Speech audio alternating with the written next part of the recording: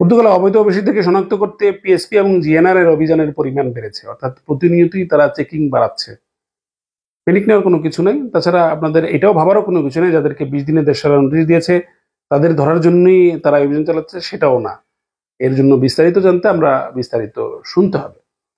অপরদিকে আপনার অবৈধ বাসস্থানে অভিযানের পরিমাণ বেড়েছে।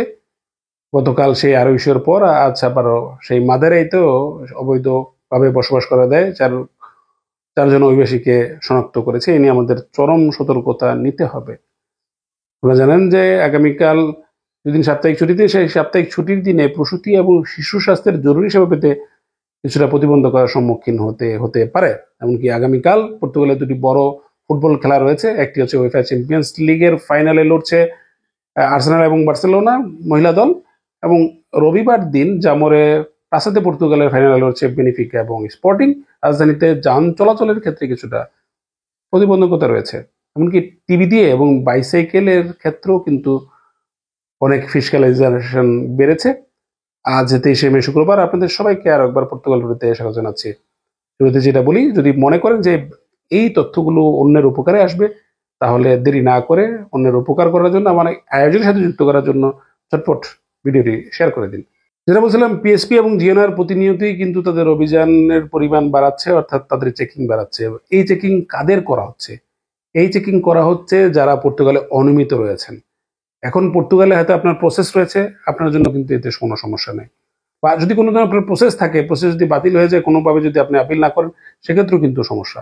অর্থাৎ কোনো কারণে আইমাতে যদি আপনার একটা প্রসেস থাকে, আপনার যদি রাস্তায় জিএনআর এবং পিএসপি ধরে তারা ভেরিফিকেশন করে দেখবে যে আপনার প্রসেস ঠিক আছে, সেক্ষেত্রে কোনো সমস্যা নাই। অর্থাৎ আপনি এটা রানিং প্রসেসে রয়েছেন, সেক্ষেত্রে আপনি নিয়মিত। এখন এটি আপনাকে 20 দিনের নোটিশ দিলেও কিন্তু সমস্যা নেই। অনেকে এই বিষয়টাকে গুলিয়ে ফেলছেন। তবে আপনি যদি 3রা জুনের পরে এসে থাকেন, যদি 70 না থাকে বা কোনো প্রসেস যদি আপনার না থাকে, আইমাতে যদি আপনার কোনো প্রসেস না থাকে, তখন কিন্তু আপনাকে এই দেশ ছাড়ার নোটিশ দিবে 10 দিনের মধ্যে। অর্থাৎ আপনাকে একটি কান্ট্রি আউট লেটার দিয়ে দিবে। তো যারা এখনো নিয়মিত নন তাদের ক্ষেত্রে কিন্তু এই জিনিসটা প্রতিবন্ধকতা রয়েছে, আপনাদেরকে একটা সতর্কতা নিতে হবে। তবে অনেকে দেখা যাচ্ছে জব কন্ট্রাক্ট দিয়ে কাজ করছেন, আপনার জবের জায়গায় সেখানে পিএসপি জিএনআর আসলে ভেরিফিকেশন করতে, এসে দেখলো যে আপনি কাজ করছেন কিন্তু আপনার কোনো প্রসেস নাই। সেক্ষেত্রে হয়তো আপনাকে কান্ট্রি আউট দিল, আপনি একটা উকিলের মাধ্যমে আবেদন করে সেই কান্ট্রি আউটটা আপনি কাটিয়ে নিতে পারেন। কেননা কাজ করা জব কন্ট্রাক্টও অনেকটা রেগুলারাইজেশন প্রসেসের অনেকটাই কাছাকাছি। কেননা আপনি খেয়াল করবেন যে অন্যান্য দেশে কিন্তু আপনি জব কন্ট্রাক্ট দিয়ে কাজ করতে পারেন না, পর্তুগালে আপনি কাজ করতে পারছেন। তার মানে হচ্ছে যে এটা রেগুলারাইজেশন প্রসেসের একটা ডোর হচ্ছে জব কন্ট্রাক্ট। তো সুতরাং আপনার যদি ফিনান্স সোশ্যাল নাম্বার থাকে, আপনি যদি কাজ করেন, একটা না একটা সময় দেখা যায় নিয়মিত হওয়ার সুযোগ থাকে। সেক্ষেত্রে কোর্টও দেখা যাবে, যদি এদেশে আপনি কাজ করছেন, কোর্টও আপনাকে দ্রুতই সেই কান্ট্রি আউটটা কেটে দেয় এবং আপনি সেখানে নিয়মিত হতে পারেন। তবে যাদের কোনো প্রসেস নেই তাদের জন্য কিন্তু একটু প্রতিবন্ধকতা রয়েছে। এখন এই যে নতুন ভাবে কি পর্তুগালে আবার 70 ওপেন হবে, কি প্রসেস হবে, এই বিষয়গুলো আমরা বলতে পারছি না।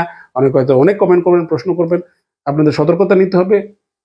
কিভাবে আপনারা নিয়মিত হবেন, কি করবেন, এই বিষয়গুলো কিন্তু আপনারা পরামর্শ করে নেবেন। বিভিন্ন আইনজীবী রয়েছে, বিভিন্ন অ্যাসোসিয়েশন রয়েছে, তাদের সাথে যোগাযোগ করে আপনারা এই প্রসেসগুলো করবেন। এবং সরকারের কোনো পরিকল্পনা আমরা দেখছি না। যদি এই সংক্রান্ত কোনো ধরনের সলিউশন পাই তাহলে আপনাদের সামনে আমরা আবার উপস্থাপন করব। তবে যতক্ষণ পর্যন্ত আপনি অনিয়মিত, ততক্ষণ পর্যন্ত আপনাকে সতর্কভাবে রাস্তায় চলাফেরা সবকিছুই করতে হবে। তবে যদি কারো পরিবার থাকে এখানে বা সন্তান থাকে বা সন্তান স্কুলে পড়ে, তাদের ক্ষেত্রে কিছুটা ব্যতিক্রম রয়েছে। তো যাই হোক, এই বিষয়ে কিছু সতর্কতা নিবেন, বা এর বিষয়ে যদি কোনো আরো আপডেট জানি আমরা চেষ্টা করবো জানার, সেক্ষেত্রে আপনাদেরকে জানিয়ে দিব। এদিকে বাসস্থানের ক্ষেত্রে জটিলতা, গতকাল আর বিষয়ে আপনারা জানেন 30 জন অভিবাসীকে অবৈধভাবে অস্বাস্থ্যকর বসবাস করা দেয় শনাক্ত করেছিল। এবং আজ আবার সেই মাদারেতে একটি দোকানের ভেতরে বসবাস অবৈধভাবে বসবাস করা একটি চিত্র খুঁজে পেয়েছে 4জন অভিবাসীর। তো সুতরাং আমরা বুঝতেই পারছেন যে অভিবাসন নিয়ে কিন্তু চরম একটি জটিলতা বিরাজ করছে, এবং প্রতিনিয়ত কাউন্সিলর লিসবর মেয়রও কিন্তু বলেছেন তারা অনেক অভিযোগ পাচ্ছেন এবং সেই অনুযায়ী পরিচালনা করবেন। তো যারা এইভাবে অবৈধভাবে থাকেন, প্লিজ দয়া করে আপনারা এই বিষয়টিকে মাথায় নিবেন। কেননা যেখানে বাসস্থান করতে থাকতে পারবেন একটি অ্যাপার্টমেন্টে, সেটা হচ্ছে বিনিবেশক, বাট কোনোভাবে আপনি একটি দোকান বা অন্য জায়গায় থাকতে পারবেন না যেখানে বসবাসের কমার্শিয়ালের কোনো স্পেসে বসবাস করতে পারেন, যেখানে আপনার বসবাসের কোনো পারমিশন নেই। কেননা সেখানে শুধু আপনাকে তারা ওইভাবে চেক করবেন, এমনকি আপনি নিয়মিত কিনা সেই বিষয়টি কিন্তু ভেরিফিকেশন করা হবে। তো এই বিষয়ে অবশ্যই সাবধানতা অবলম্বন করবেন। আপনারা জানেন আগামীকাল 2 দিন সাপ্তাহিক ছুটির দিন, সেই সাপ্তাহিক ছুটির দিনে সেই প্রসূতি এবং শিশু স্বাস্থ্য সেবার ক্ষেত্রে কিছুটা প্রতিবন্ধকতা রয়েছে। অর্থাৎ তাদের যদি কোনো জরুরি সেবা হয় সেক্ষেত্রে বেশ কিছু জরুরি সেবা বন্ধ থাকবে।